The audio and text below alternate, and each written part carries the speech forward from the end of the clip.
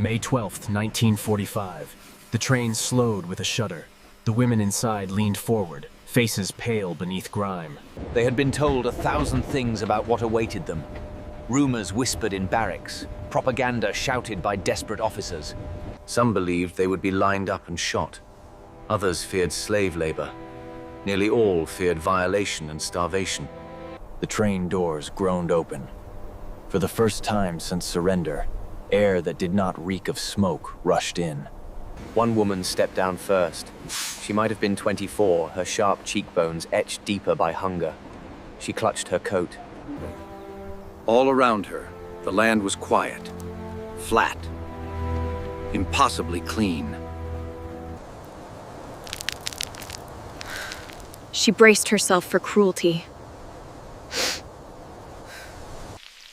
She froze, as did the women behind her.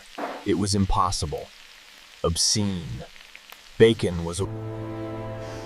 From kitchens where fathers came home with pay and children played without sirens. In a graveyard, her stomach twisted. She remembered her last meal in Germany, thin broth stretched with turnips and stale bread. She had eaten it quickly, knowing her brother might not have even that. And here the Americans were cooking pork for prisoners. She felt dizzy with anger, shame, and strange yearning. The guards gestured for them to move into lines. Their voices were firm, but not cruel. One even attempted broken German. For some, it was unbearable. Another began to weep silently. Yet for all their fear, none could stop inhaling. The smell inside the camp, reality unfolded with theatrical strangeness. Plates were handed to them. On those plates lay bread, potatoes, and bacon. The 24-year-old stared down at hers, hand trembling. She thought of her mother, who had died in an air raid 2 winters ago, clutching a photo of her father, who had never returned from the Russian front. She thought of children begging in Dresden, skeletal hands reaching for scraps of coal, and now here, in enemy hands, she was offered bacon. Her chest ached with confusion. She wanted to refuse, to spit in defiance, but her body betrayed her. She raised the strip to her lips and bit. The taste was overwhelming. Salt, fat, warmth.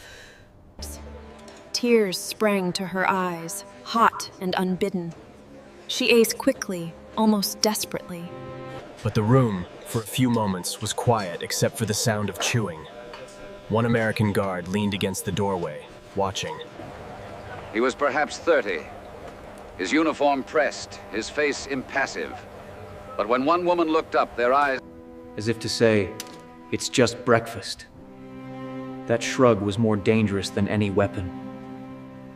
When the meal ended, the women were led back to their quarters. The 24-year-old lay down on her bunk, staring at the wooden ceiling. The taste still lingered on her tongue. She felt heavier and lighter at once, as though a great weight had been shifted but not removed. She did not know if she could trust the Americans, if this was generosity or strategy, but she knew one thing with certainty. Her understanding of the enemy had changed in a single meal. That night, as silence settled over, no shouts, no dogs, only the steady rhythm of boots on soil. The bacon had filled her stomach.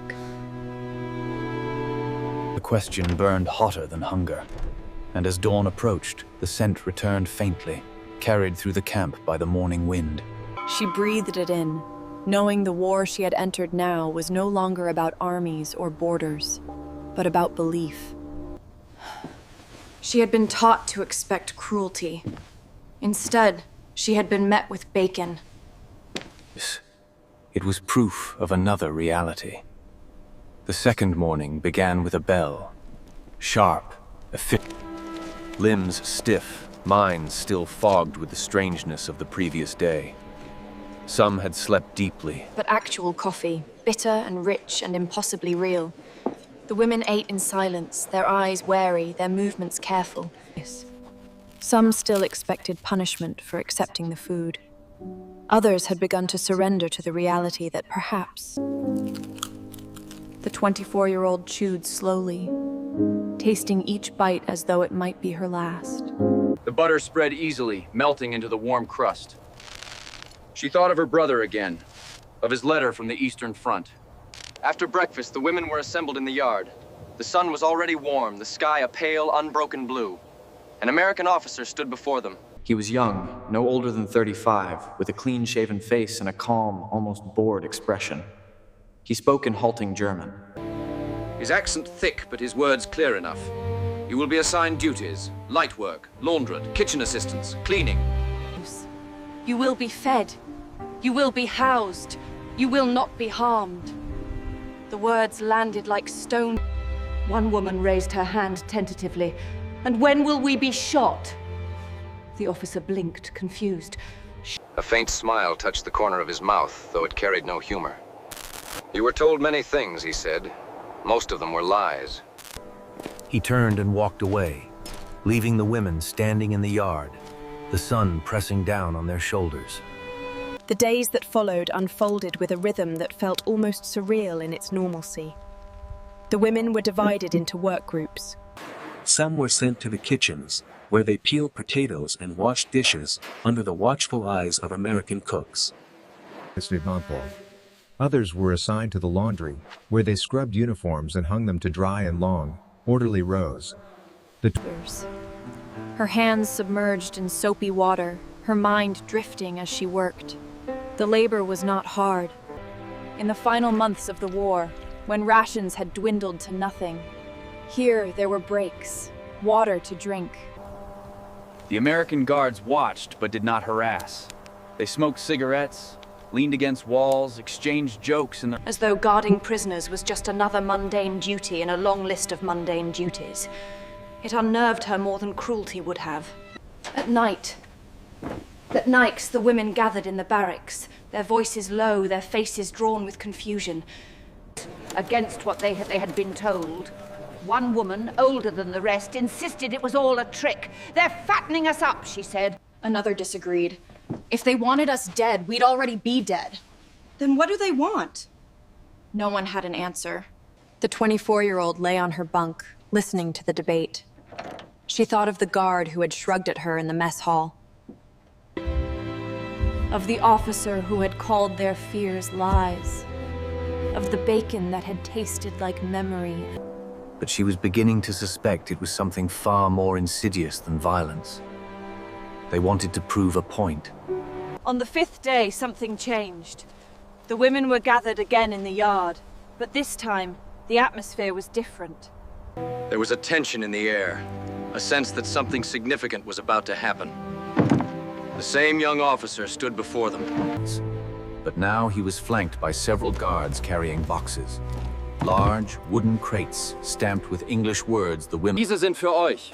Bücher, Zeitungen, Schreibmaterialien. Ihr dürft lesen, schreiben, euch bilden. A murmur rippled through the crowd. Books? In a prison camp? The officer continued. We believe that You have been lied to for years. We will not lie to you. We will show you the truth. Who began opening the crates.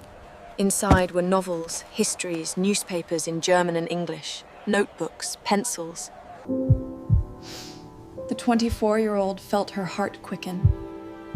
She had not held a book in months. Her mother had given her, had been lost in the chaos of retreat. She stepped forward, hesitant, and picked up a slim volume.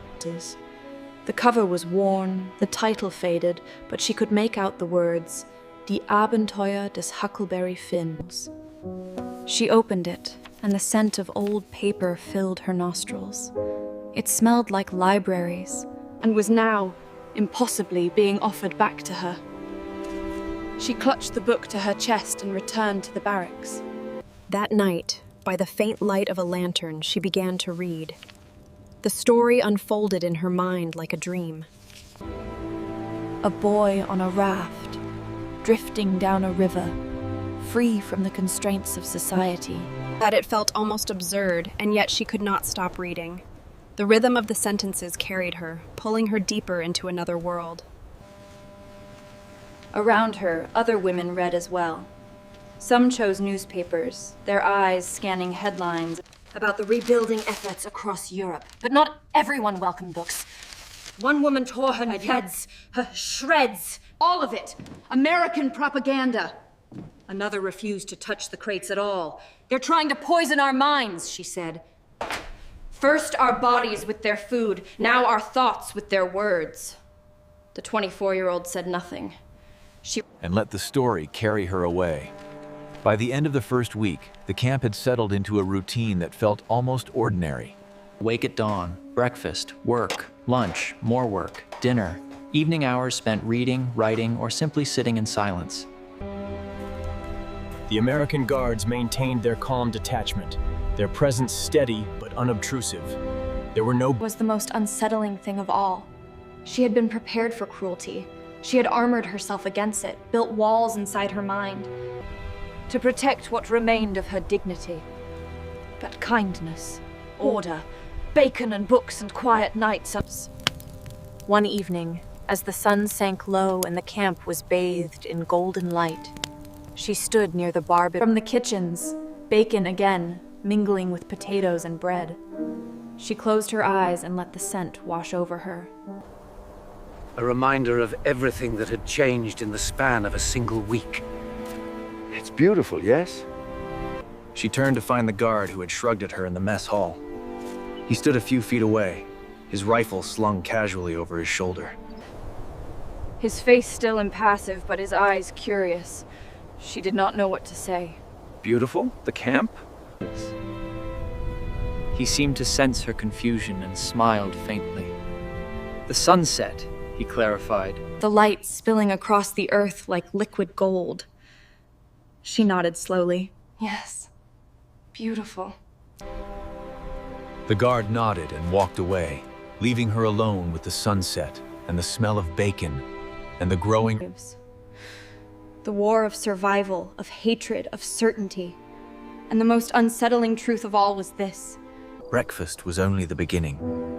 The women soon learned that the greatest war inside the camp was not fought with rifles or fists, but with ideas that gnawed at the edges of everything they had been told.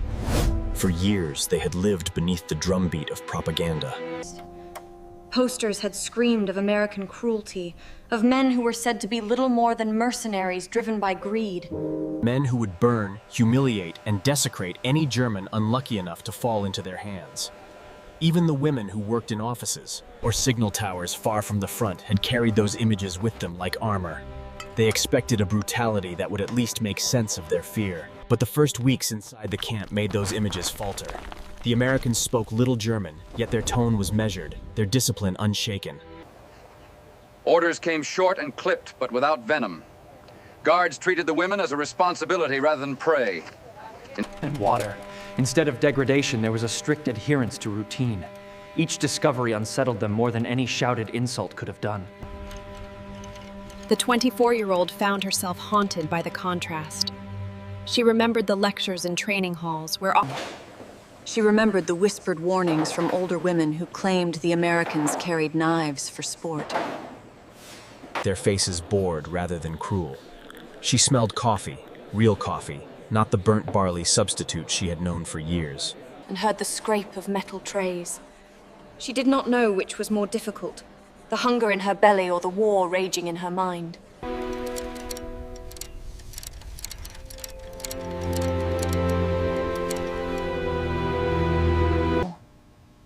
They spoke in hushed tones, weighing rumor against reality. One woman admitted she had feared rape the most. Another confessed she could not stop staring at the bread. White, soft, untainted by sawdust. Replenished without drama.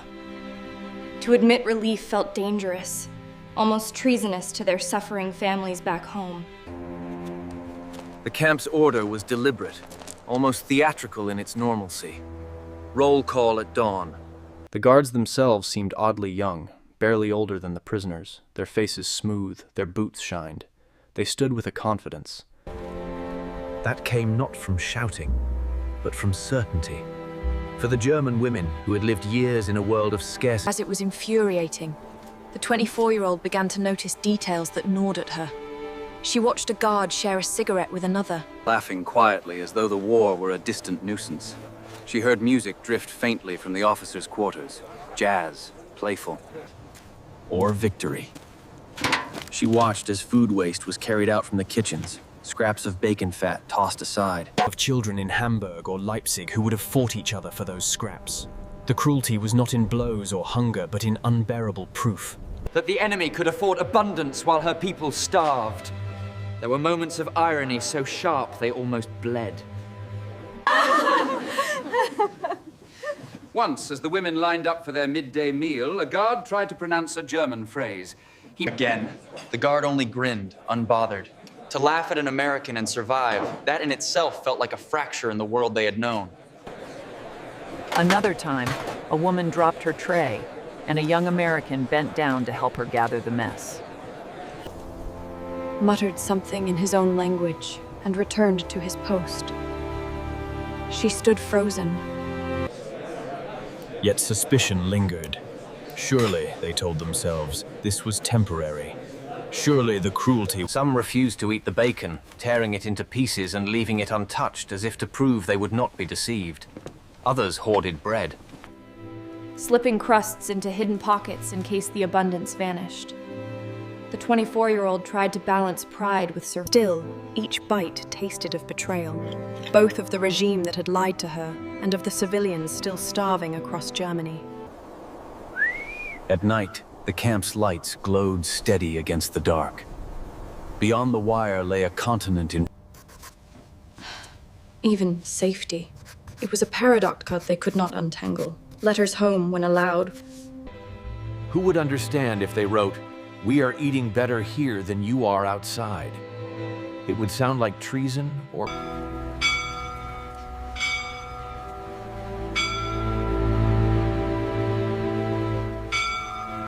And the scrape of boots across the yard. But soon another sound seeped into the rhythm of camp life. The scratch of pencils against paper, the halting cadence of English words forced from German tongues. At first, the women laughed bitterly when they heard the rumor. Lessons behind barbed wire? But then the guards unlocked a long hut, cleared space, and set wooden benches in rows. Boxes of books followed, many with pages yellowed by years, others still smelling of fresh ink. Clutching her arms across her chest as though to shield herself. Around her, the other women shuffled with equal suspicion. Their eyes darting toward the blackboard where an American sergeant had scrawled a single word in chalk. As though the meaning itself were nourishment. The women exchanged glances, unease. In German mouths, "Good morning, how are you?" My name is... The sergeant exaggerated his pronunciation, his voice almost playful, coaxing them to repeat. Some muttered the words with clenched jaws. Others giggled at their own mistakes. The 24-year-old kept her... She felt the move strangely on her tongue, lighter than the guttural weight of her own language. It unsettled her. Gathering on his fingers, he corrected gently, never mocking, his accent thick but his enthusiasm genuine. When one woman stumbled over the phrase, "Thank you," He grinned and said, "Close enough," which made several others smile despite themselves. It was a small thing, a tiny crack in the armor. But the 24-year-old felt it widen. Beyond vocabulary, the Americans introduced films. One afternoon, the Its mechanical weir filling the space. The screen flickered with images that made the air in the room grow heavy and cold. Ruined cities. Corpses in striped uniforms. Emaciated... Their breaths shallow. Some whispered denials. Others turned away. The 24-year-old... Atrocity propaganda, the officers had called it. Lies designed to weaken German morale. That the Americans were not merely feeding their bodies, but reshaping their minds. The 24-year-old wrestled with guilt. This was their second, far darker. When the lights came back on, no one spoke. He did not shout at them. He did not force confessions.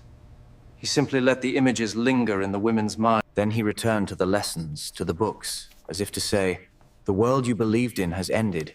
Now learn the language of another. Some women resisted more fiercely after the films, retreating into silence, refusing to engage. But for knowledge, as though education itself were a ladder out of the rubble of their old lives.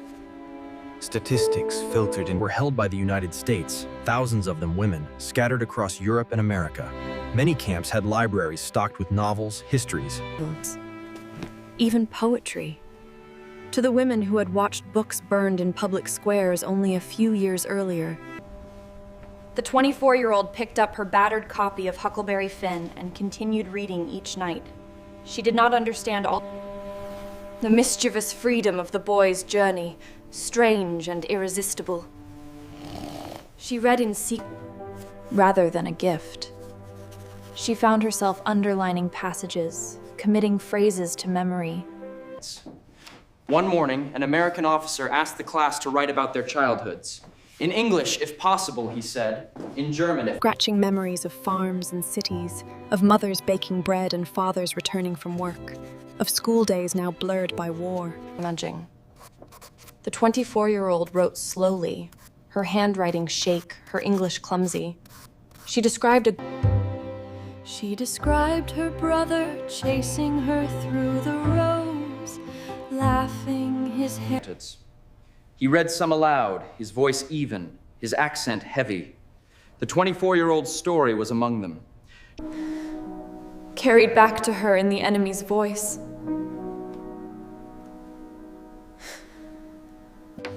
She realized the Americans were not mocking, but listening. Humor crept in at odd moments. Once, during an English, before he even finished writing the letters on the board. The women exchanged knowing looks, their shoulders shaking. And the absurdity of it all. The enemy teaching them to name the very food that had unsettled their souls was... Chalk dust on his fingers and let the laughter run its course. Yes, yes, he said in broken German. Bacon. The women were not prisoners. They were simply people, caught in the strange comrie of survival. She thought of her brother, buried beneath rubble or mud, who would never read an American book. Who had died believing that victory was still possible. Was she betraying them by sitting on a bench? By stories and songs? Yet the alternative, to close her ears, to retreat into silence, under supervision, became another battlefield. Articles debated politics, philosophy, the meaning of democracy, even to doubt. These acts became small rebellions against the past. Some tore the papers to shreds after others folded them neatly, tucking them away like relics. Day by day, the 24-year-old felt herself drawn.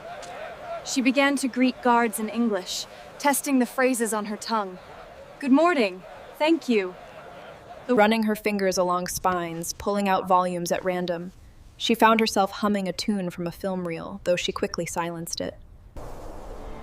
when others glared.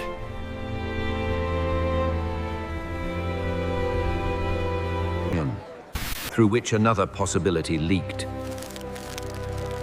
But the lessons were not without pain. Behind barbed wire, her people starved outside it. The contradiction tore at her, leaving her restless. Behind barbed wire, her people starved outside it. That their greatest weapon was not their rifles, but their certainty that knowledge itself could undo the chains of the past. Across the yard, she lingered outside the classroom hut. In her hands was a notebook filled with her clumsy English sentences. She looked up at the barbed wire, its edges glowing in the last light.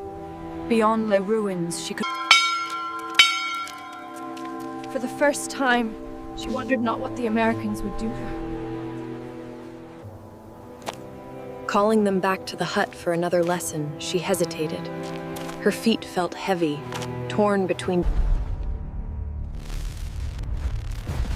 The war had shifted once more. Would cut deeper than language or books. The gates opened with the same metallic groan that had once swallowed them whole, only now it released them. Into a world they scarcely recognized. Months, some even years, had passed behind wire. Inhaled the scent of bacon with disbelief and suspicion. The 24-year-old... She tried to brace herself. She had survived captivity, but survival outside the fence felt less certain. Rattling across landscapes scarred with silence, chimneys flattened. The women pressed their faces to the glass, searching for familiarity and finding only wreckage. That perhaps captivity had been mercy disguised. No one argued. Their thoughts were heavy with images of meals eaten in relative order. While beyond the ocean, their families had queued for hours for turnips and black bread. When the train stopped, she stood still, heart pounding, overwhelmed by the... For the regimented lines of the camp, the certainty of meals. Instead, it tasted of ash and absence. Her hometown was gone. Timbers jutting at odd angles, the skeletons of lives reduced to dust. Where the kitchen had stood, where her mother had baked bread, where her father had read the newspaper each evening. The woman's face was creased with suffering, her body bent as though carrying the weight of the entire war. No greeting, no comfort, just fact. The 24-year-old felt the words land, but made it real in a way that memory could not. And my father? Stalingrad, the woman said, like so many others. My mother? The neighbor's eyes softened, just barely. Air raid. 2 winters ago. The words landed without ceremony, yet they hollowed her chest as if struck by artillery. In her nostrils. To have been fed so well while her bloodline starved it, was that survival? She lodged with distant relatives who eyed her with suspicion. They had suffered hunger, cold, and bombardment while the right... Yet she had eaten. Her cheeks carried color. Her frame was more solid than theirs. One relative, a cousin, She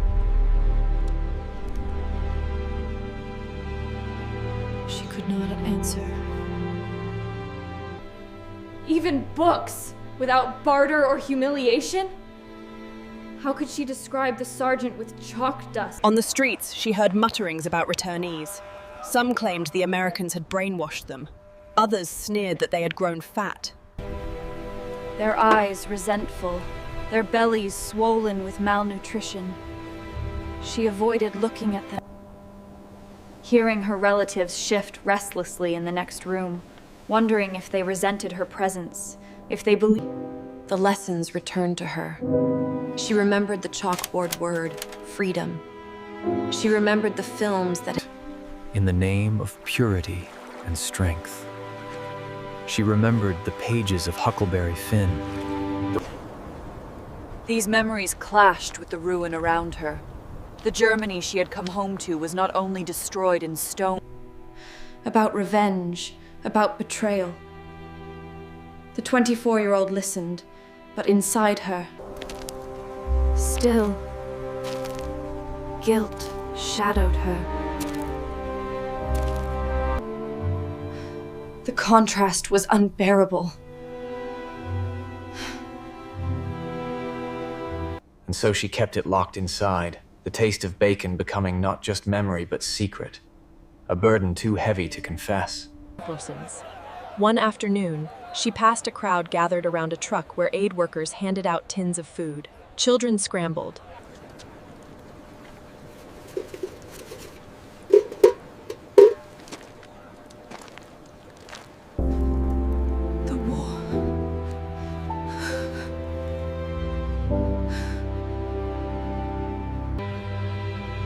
Sometimes she wrote about her mother, clutching that photograph as the building collapsed.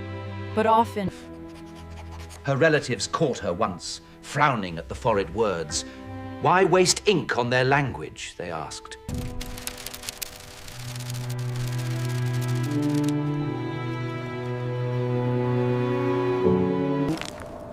Even when cities could not. Because the Americans had given her something more dangerous than food or shelter. Had not ended at the gate. It lived inside her, in the conflict between memory and reality.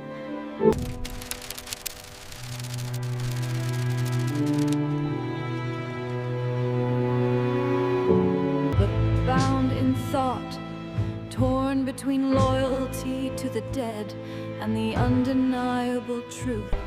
But changed her. She could not return to ignorance, no matter how much she wished to.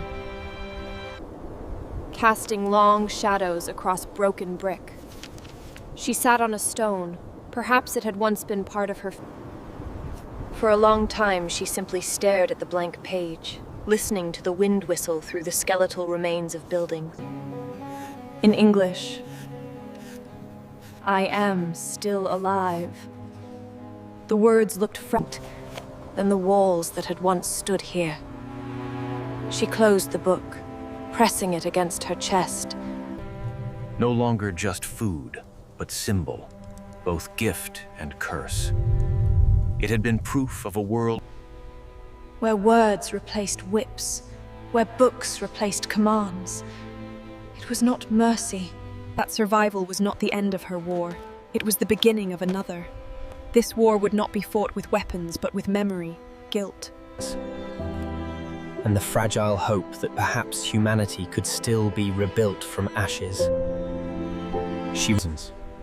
The streets around her echoed with hunger and bitterness. Yet inside her, the sizzling echo of Be written.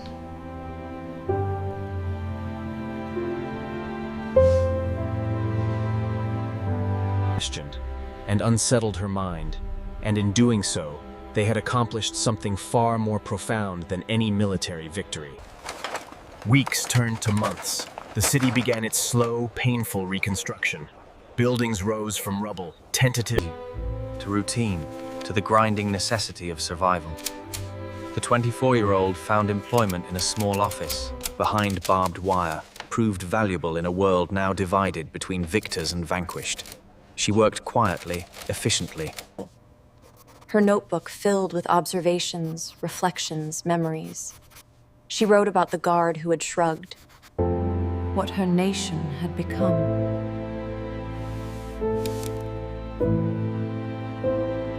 The first moment, the world she believed in collided with a reality she could not deny.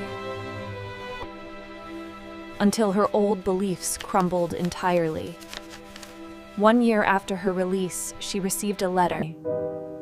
The woman wrote of similar struggles, the suspicion of neighbors, the guilt of survival, of small acts of rebuilding, of children learning to laugh again. The 24-year-old smiled, the first real smile in months. She picked up her pen and replied, looking out over streets that were slowly, painfully coming back to life. The scent of cooking. But in her memory, she could still smell bacon sizzling. And she understood, with a clarity but the one for meaning, for understanding, for the courage to face uncomfortable truths, was only just beginning. And a quiet insistence that she was capable of thinking for herself. The Americans had not broken. They had freed her. Not from barbed wire, but from certainty. Not from captivity, but... She whispered a truth she was finally ready to accept. The greatest gift her enemies had... To wonder. To imagine that the world might be more complex, more nuanced, more human. But it had been enough to start a revolution inside her mind. One that would continue long after the She set the notebook aside, turned off the lamp, and lay down to sleep. Tomorrow she would wake, fragile and far more essential, herself. And the journey ahead. knowing that the bacon that had unsettled her world had also given her the strength to face whatever came next. And in thousands of other rooms, other women lay with their own memories of bacon, of books. But the peace that followed would be won not on battlefields, but in kitchens, classrooms, and the quiet corners of... Not because it was abundant or delicious, but because it represented a truth they could no longer deny.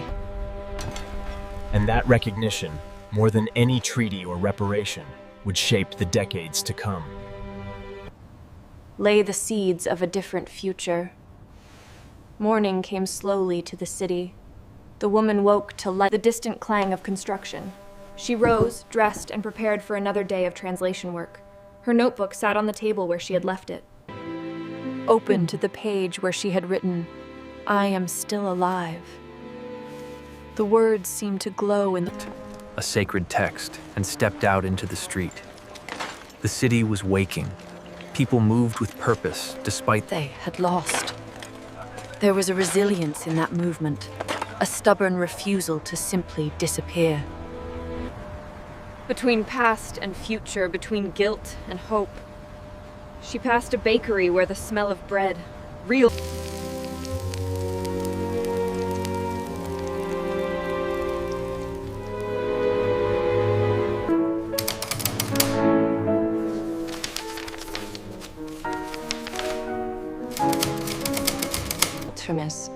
She sat at her desk, the familiar stack of documents waiting. German to English, English to German. The irony was not lost on her. She had been taught that these languages represented incompatible realities. That understanding could bridge even the deepest divides, if someone was willing to do the work. When she finally set down her pen, her hand ached, but her mind felt clear. She gathered her things and left the office, stepping back into streets now bathed in the amber light of late afternoons. Or perhaps it was she who had changed, learning to see resilience where before she had seen only ruin. Against the backdrop of rubble, an old woman swept her doorstep with meticulous care, as though the act of... With pride, these small acts of normalcy felt like defiance. Life insisting on itself, and her wary relatives. This walk was hers alone, a space between obligations where she could think without judgment. By bombs, yet its doors were open, and people filed in for evening service. Her relationship with God was complicated now, tangled up with questions about why he had allowed such suffering. Envied them, even. They had certainties she could no longer claim. There was a strange beauty in it, she realized. Not despite the destruction, but because of it. The way shadows pooled in corners.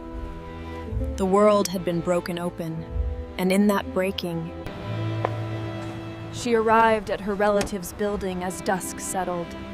Inside, the familiar tension awaited her truth quietly without needing to defend it. She climbed the stairs, opened the door, and entered. "Work took longer today," the woman replied simply. It was true, but not the whole truth. The whole truth returned to her mending. The woman moved to her corner, the small space she had claimed as her own, and opened to a fresh page. By the faint light of a shared lamp, she began to write. Each sentence a bridge between who she had been and who she was becoming. She wrote about the city, and always, inevitably, about the bacon. The bacon that had changed everything.